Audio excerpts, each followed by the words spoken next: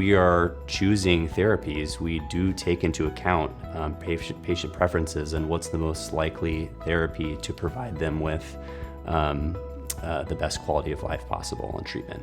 When we have a patient that we are looking at doing an off-label therapy, it's very critical that we have the most stringent kind of information to make the best case for that patient's therapy being approved, whether that's through their insurance or through a patient assistance program. So we will include all of the recommendations, which includes the specific primary literature that we have available to us, specific for that patient's type of cancer, if there is any, or why we're extrapolating the use of that particular agent for this patient. And so we will include all of that in our note that we put after our precision medicine tumor board. And then when we talk to the patients as well, we'll include that information in the note after we see the patient. I think that our advocacy is instrumental for patients in their treatment plans. Really, the pharmacists are part of that frontline team in the Precision program.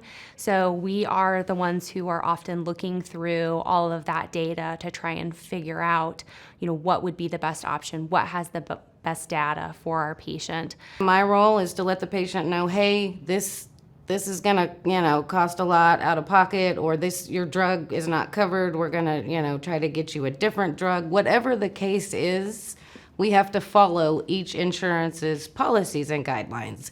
We have great physicians here that will drop what they're doing and get on the phone and have that conversation to get something approved.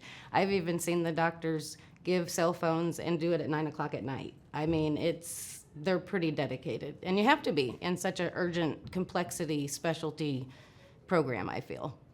So when I got diagnosed and then when it reoccurred, I had to go to a trial in Washington, D.C. for 2 years. And so when I came back, I wanted to interview all the oncologists that would be familiar with my cancer. And I wanted to make sure that the institution that I chose actually had a practice of precision medicine. And so I interviewed all the oncologists in all the different institutions before I decided to come to St. Luke's. And that was because of their precision medicine and because who was heading that up and being able to provide that comfort as well as that type of treatment for their patients today.